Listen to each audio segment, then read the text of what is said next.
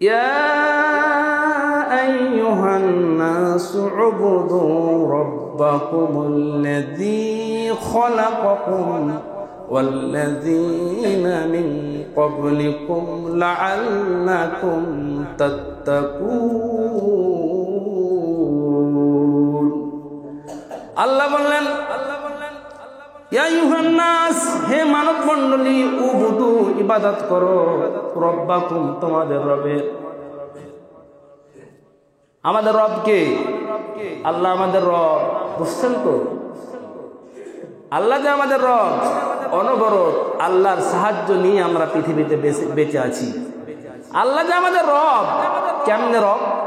উক্ত আয়াতে আল্লাহ বলছেন, আল্লাযী খালাকাকুম, যিনি তোমাদেরকে সৃষ্টি করেছেন। আল্লাহ আমাদেরকে সৃষ্টি করেছেন। আল্লাহ আমাদের যেমন সৃষ্টিকর্তা, তেমনি আমাদের পূর্ববর্তীদেরকে, পূর্বপুরুষদেরকে সৃষ্টি করেছেন। মিন ক্বাবলিকুম, তোমাদের পূর্ববর্তীদেরকে আল্লাহ তাআলা সৃষ্টি করেছেন। লাআল্লাকুম তাত্তাকুন, যাতে করে তোমরা তাকওয়া অবলম্বন করতে পারো। রবের ইবাদতের মধ্য দিয়ে তাকওয়া অবলম্বন করা যায়। মানুষের তিনটি সময় উল্লেখযোগ্য, গুরুত্বপূর্ণ তিনটা জায়গা রয়েছে, কঠিন তিনটা জায়গা। সে কঠিন তিনটা জায়গায় আমরা কিন্তু সকলেই পেরেশান হব। আমরা সাহায্যের জন্য ব্যাকুল হয়ে যাব। কিন্তু এমন একটি কাজ, এমন একটি বিষয়ের প্রতি যদি আমি আপনি অনড় থাকতে পারি, ইস্তেকামাত থাকতে পারি, তাহলে আমার জন্য, আপনার জন্য ওই তিনটি কঠিন মুহূর্তে আল্লাহ পাকের পক্ষ থেকে খাস রহমত নাজিল হবে। সে তিনটি বিষয় আমাদেরকে জানা লাগবে। আর কি কাজটি করলে, কোন বিষয়ের ওপর ইস্তেকামাত থাকলে আমরা সে সাহায্যটি পাবো, সে বিষয়টিও জানা লাগবে। এটার উত্তরণকে কোত্থেকে পাওয়া যাবে? এটা আল্লাহ পাকের কাছ থেকে এটার উত্তর। আল্লাহ পাক নিজেই এটার ঘোষণা দিয়েছেন যে কঠিন যে তিনটা মানুষের সময় রয়েছে, সে কঠিন সময় আল্লাহ যে আল্লাহর পক্ষ থেকে সাহায্যের বার্তা আমাদেরকে দিয়েছেন, সে বিষয়টা আমাদের মহান আল্লাহ পাকের কাছ থেকে জেনে নিতে হবে।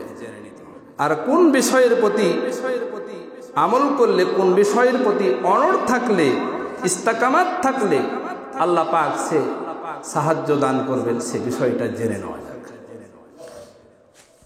আল্লাহ রাব্বুল আলামিন বলছেন সূরাতুল হামিম সাজদার ভিতরে 30 নম্বর আয়াত আল্লাহ রাব্বুল আলামিন বললেন,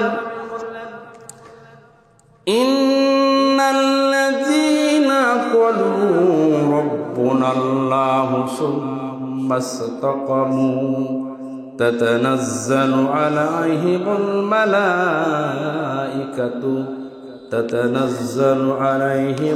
মালাঈকাতু আল্লা তাখাফু ওয়া লা তাহজানু ওয়া আবশিরু বিল জান্নাতিল্লাতী কুনতুম তুআদুন।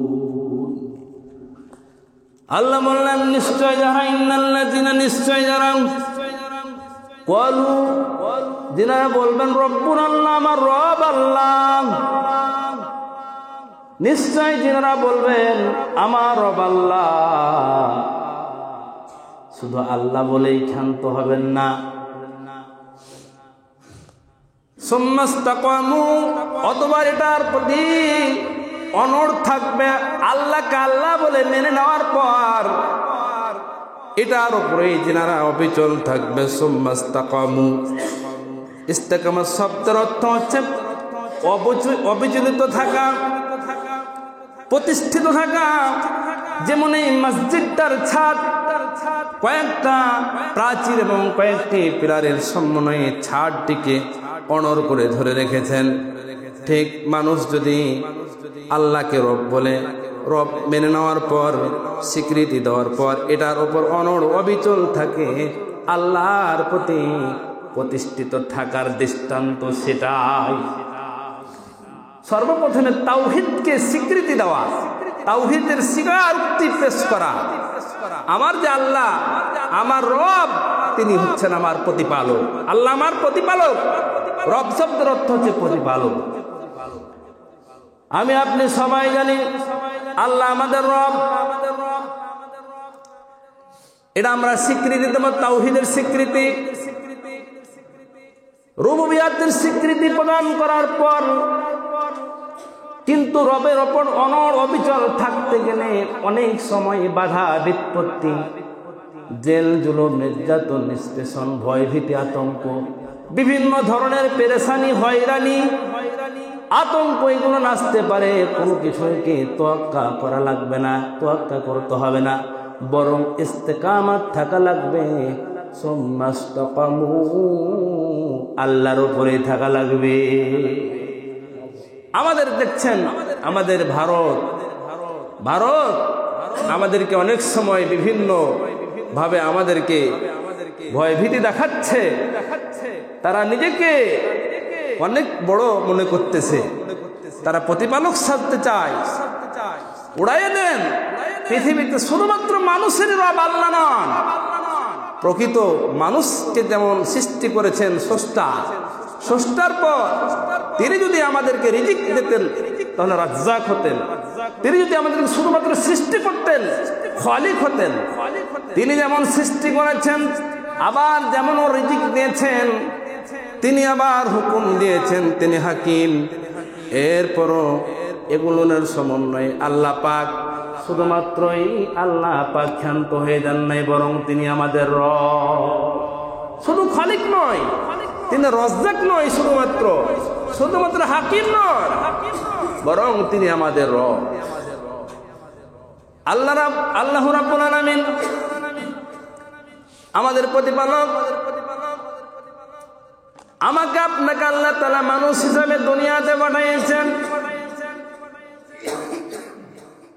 এবার আমার আপনার জন্য জীবনের যতগুলো সময়ে আমাদের যতগুলো জিনিসের প্রয়োজন, যতগুলো আমাদের মানুষের দৈনন্দিন জীবনে জীবিকা নির্বাহ থেকে নিয়ে আমার আপনার হায়াতের জিন্দেগাতি যতগুলো প্রয়োজন রয়েছে, আল্লাহ পাক সমস্ত প্রয়োজনের সমাধান দিয়েছেন, ঠিক কিনা? এজন্য তিনি রব। তিনি যদি খালিক হতেন শুধু সৃষ্টিকর্তাই হতেন, তিনি যদি রাজ্জাক হতেন তাহলে রিজিক দাতাই হতেন। যেমন তিনি আমাকে আপনাকে শুধুমাত্র খালিক, সৃষ্টিকর্তা নয়, রিজিক দাতা নয়, বরং তিনি আমাদের হচ্ছে রব, প্রতিপালক। এজন্য আমরা বলি কি আলহামদুলিল্লাহি রাব্বিল আলামিন। সমস্ত প্রশংসা একমাত্র, কেবলমাত্র, শুধুমাত্র মহান আল্লাহ রাব্বুল আলামিনের জন্য, যিনি তামাম জাহানের প্রতিপালক। আল্লাহ যেমন মানুষের প্রতিপালক, তেমন আকাশ জমিনেরও প্রতিপালক, চন্দ্র সূর্যেরও প্রতিপালক, প্রাণীকুল, পক্ষীকুল, বৃক্ষরাজি সবকিছুরই তিনি হচ্ছেন প্রতিপালক। এজন্য আমরা হচ্ছি আশরাফুল মাখলুকাত, সৃষ্টির শ্রেষ্ঠ জাতি। এজন্য আল্লাহ তাআলা আমাদেরকে সৃষ্টির শ্রেষ্ঠত্ব দিয়ে তৈরি করেছেন, শুধুমাত্র কেবলমাত্র বসে থাকার জন্য নয়। আল্লাহ রাব্বুল আলামিন বলছেন সূরাতুল বাকারার 21 নম্বর আয়াতে বলছেন, ইয়া আইয়ুহান নাসু উবুদু রাব্বাকুমুল্লাযী খালাকাকুম والذين من قبلكم لعلكم تتقون। আল্লাহ বললেন, ইয়া আইয়ুহান নাস, হে মানব মণ্ডলী, উবুদু, ইবাদত করো, রব্বাকুম, তোমাদের রবের। আমাদের রবকে, আল্লাহ আমাদের রব, বুঝছেন তো? আল্লাহ যে আমাদের রব, অনবরত আল্লাহর সাহায্য নিয়ে আমরা পৃথিবীতে বেঁচে আছি। আল্লাহ যে আমাদের রব, কেমনে রব? উক্ত আয়াতে আল্লাহ বলছেন, আল্লাযী খলাকাকুম, যিনি তোমাদেরকে সৃষ্টি করেছেন। আল্লাহ আমাদেরকে সৃষ্টি করেছেন। আল্লাহ আমাদের যেমন সৃষ্টিকর্তা, তেমনি আমাদের পূর্ববর্তীদেরকে, পূর্বপুরুষদেরকে সৃষ্টি করেছেন। মিন ক্বাবলিকুম, তোমাদের পূর্ববর্তীদেরকে আল্লাহ তাআলা সৃষ্টি করেছেন। লাআল্লাকুম তাত্তাকুন, যাতে করে তোমরা তাকওয়া অবলম্বন করতে পারো। রবের ইবাদতের মধ্য দিয়ে তাকওয়া অবলম্বন করা যায়। আল্লাহ পাকের উলিহিয়াতের উপর স্বীকৃতি জ্ঞাপন করলাম যেভাবে, তেমনি আবার আল্লাহর হুকুমকে মান্য করা, আল্লাহর নিষেধগুলোকে মেনে নেওয়াটাই হচ্ছে ইস্তেকামাত, প্রতিষ্ঠিত। একদিকে যেমন আল্লাহর একাত্মবাদের ঘোষণা দিবেন, পক্ষান্তরে আল্লাহর হুকুমগুলো আল্লাহ তাআলার আইনগুলো মেনে নিতে হবে। আল্লাহ তাআলার যে সমস্ত বিষয় নিষেধ করেছেন সেগুলোকে আমরা পরিহার করব। আল্লাহ এবং আল্লাহ রাসূলের পথ এবং মত অনুকরণের মধ্য দিয়ে এই তামাম মানুষের কল্যাণ রয়েছে। ঠিক কিনা গো? এজন্য রবের প্রতি ইস্তেকামাত থাকার জন্য কঠিন একটা মুহূর্ত আমরা কঠিন একটা মুহূর্তে অবস্থান করছি। ইতিমধ্যেই বাংলাদেশের সাথে ভারতের একটা টানাপোড়া আরম্ভ হয়েছে। এর মধ্য দিয়ে আমাদের বাংলাদেশের অনেকগুলো দুর্বল বনা ইমানদারেরা অনেকটাই ডিপ্রেশনে ভুগতেছে। কি হয় না হয়, কি হয় না হয়। ভারত তো স্বনির্ভর দেশ। আরে ভাই ছাড়েন, স্বনির্ভর পৃথিবীতে কোনো রাষ্ট্র নেই, কেউ স্বনির্ভর নয়। আমরা কার উপর নির্ভর করব? আল্লাহর উপর আমরা নির্ভর করব। আমাদের তো রব একজন আছে, তাতে ভয়ের কি আছে? কোনো ভয় নেই। মুমিন কখনোই চিন্তা করতে পারে না, মুমিনের পেরেশানি হওয়ার কোনো প্রয়োজন নেই। তাই আল্লাহ রাব্বুল আলামিন বললেন, তোমরা তিনটি জায়গায়, তোমরা যদি রবের প্রতি রবকে মেনে নেওয়ার পর, রবকে রব বলে মেনে নেওয়ার পর এটার উপরে যদি তোমরা অনড় থাকতে পারো, অবিচল থাকতে পারো, আমি আল্লাহ রাব্বুল আলামিন ঘোষণা দিয়ে দিলাম, তাতানাজ্জালু আলাইহিমুল মালাইকা, আমি তোমাদের জন্য ফেরেশতা নাজিল করব।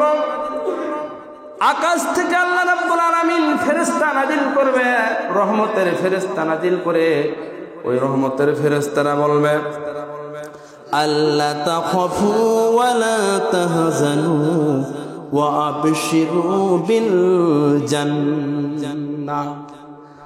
ওই ফেরেশতারা নাজিল হয়ে বলবে, ও দুনিয়ার বান্দারা, ওই দুনিয়ার ইমানদার বান্দারা, তোমরা যারা রবকে রব বলে মেনে নেওয়ার পর রবের উপর অনড় থাকতেছ, তোমরা যারা অবিচল রয়েছ, তোমরা আল্লাহর পক্ষ থেকে আমরা নাজিলকৃত ফেরেশতা তোমাদেরকে আশার আলো শোনাচ্ছি, আশার সংবাদ দিচ্ছি। কি?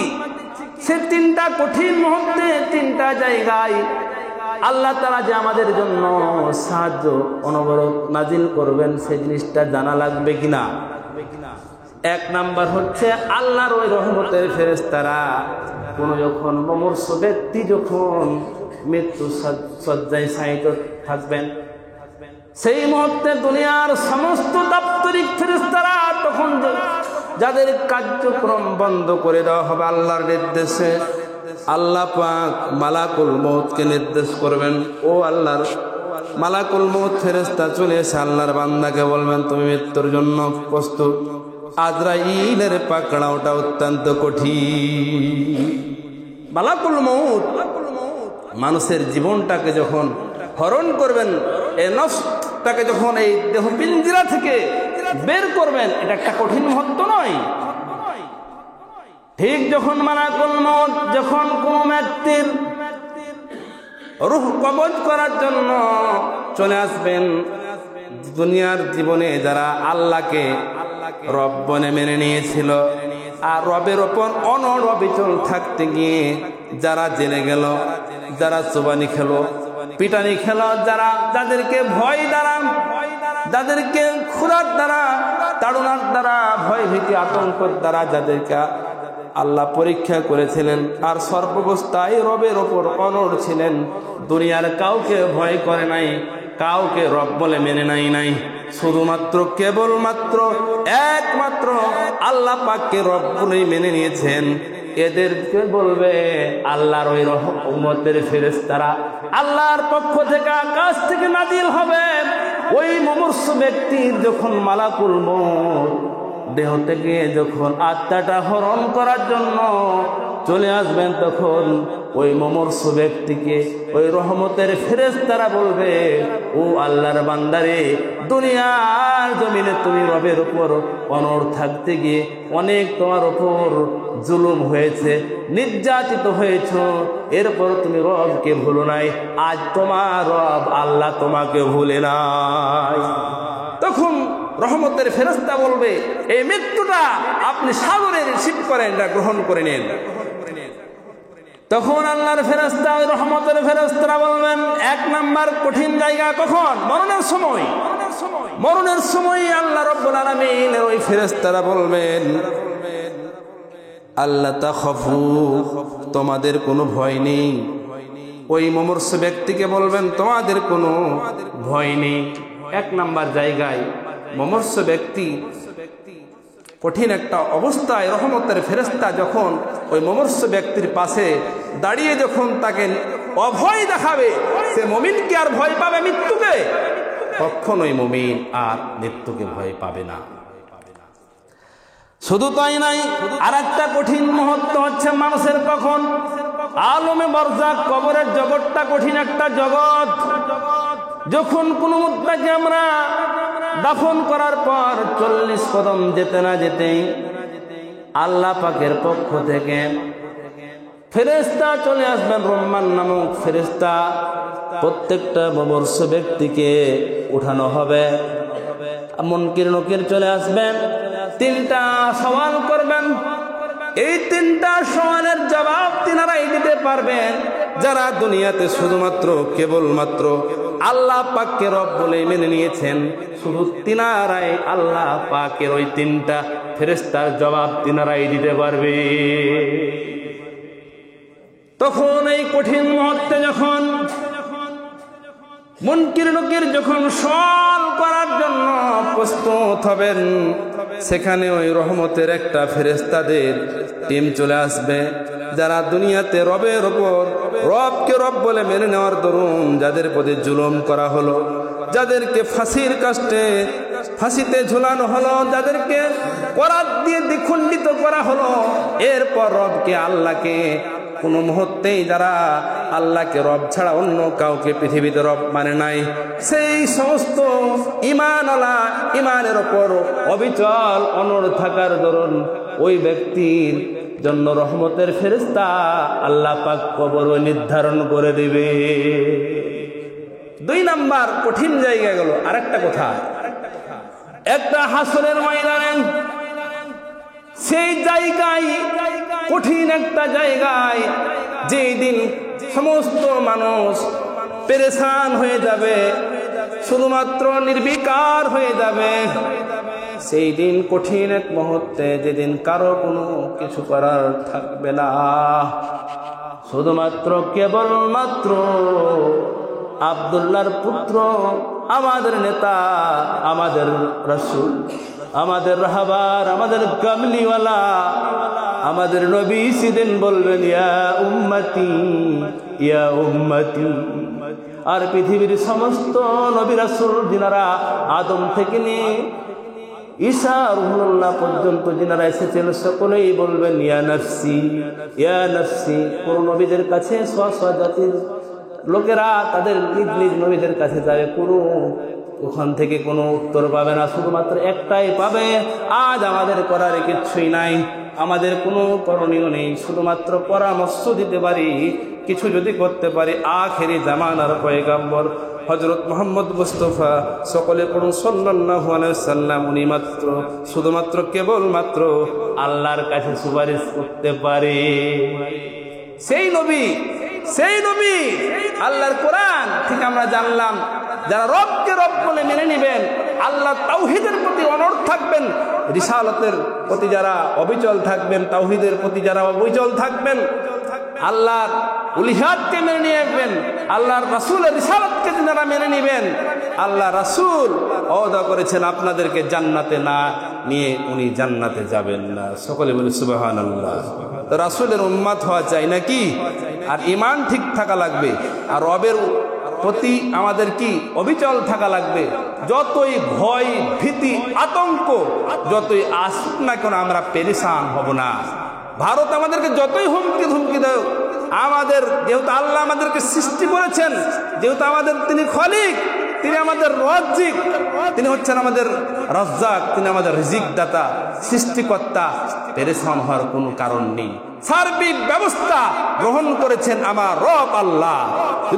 তিনি যদি সার্বিক ব্যবস্থা গ্রহণ না করতেন তাহলে তিনি রব হতেন না। সার্বিক ব্যবস্থার দায়িত্ব যেমন সৃষ্টি করেছেন, সৃষ্টি করার পর ওই সৃষ্ট বান্দার কি লাগবে, দুনিয়াতে কতগুলো প্রয়োজন রয়েছে, সমস্ত প্রয়োজনের যিনি আঞ্জাম দিতে পারেন তিনি হচ্ছেন কেবলমাত্র শুধুমাত্র আমার রব রব্বি আল্লাহ। এজন্য আমরা রবের প্রতি অনড় থাকবো, আমরা রবের প্রতি আস্থা রাখবো, ঠিক কিনা? তাই আল্লাহ রাব্বুল আলামিন ফেরেশতা বলবেন, উক্ত জায়গায় আল্লাহ রাব্বুল আলামিন বললেন ওয়া আবশিরু বিল জান্নাতিল্লাতী কুনতুম তুআদুন। সেই দিন বলবেন ওই রহমতের ফেরেশতারা প্রথমে বলবেন তোমাদের জন্য কোনো ভয় নেই।